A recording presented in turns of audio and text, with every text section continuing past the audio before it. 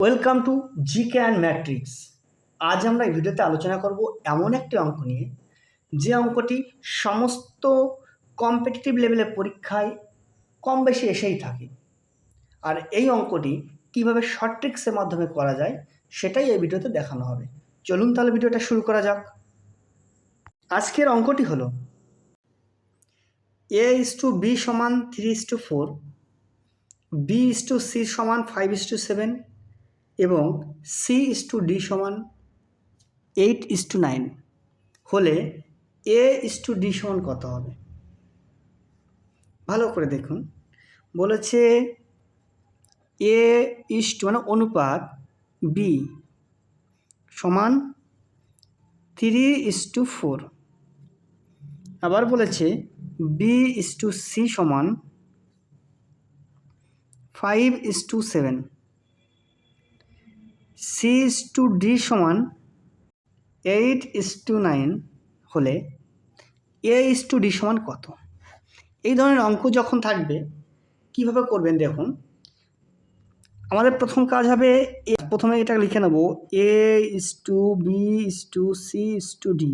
কারণ এখানে চারটে আছে দেখেন a b c d, তাহলে সেই চারটে লিখে দিলাম। এটা সমান সমান a b c, এই তিনটেকে একসঙ্গে গুণ করা, তাহলে a b c, তাহলে 3 × 5 = 15, 8 15 কত হয়?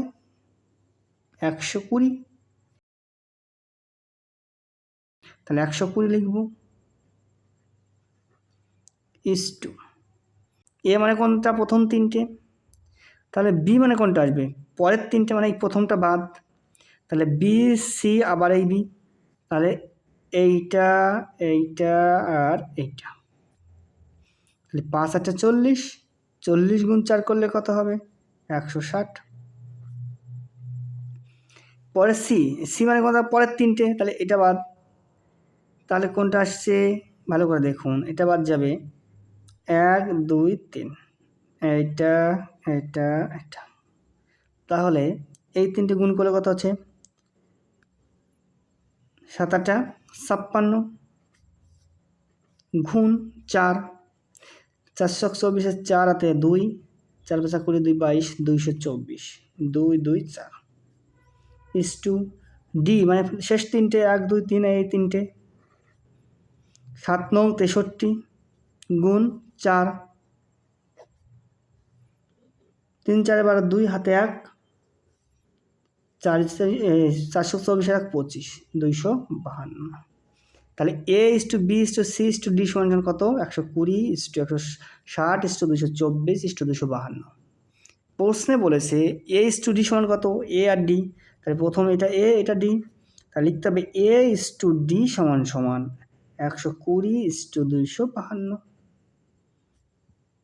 কাটাকাটি করলে কত হয় দেখুন, যদি 4 দিয়ে কাটি, 3 4 12, 0 30, 4 দিয়ে গেল 4 24, 1 12, 3 4 12, 3 দিয়ে কাটলে কত? 3 10 30, 3 দিয়ে কাটলে 3 2 6, 3 1 3, তাহলে 10:21। এইটা হচ্ছে a:d সমান। তাহলে সঠিক উত্তর কোনটা হবে? এই 10:21। এই ধরনের টপিকস অনুযায়ী যদি ভিডিও পেতে চান তাহলে চ্যানেলটিকে সাবস্ক্রাইব করে সঙ্গে থাকবেন।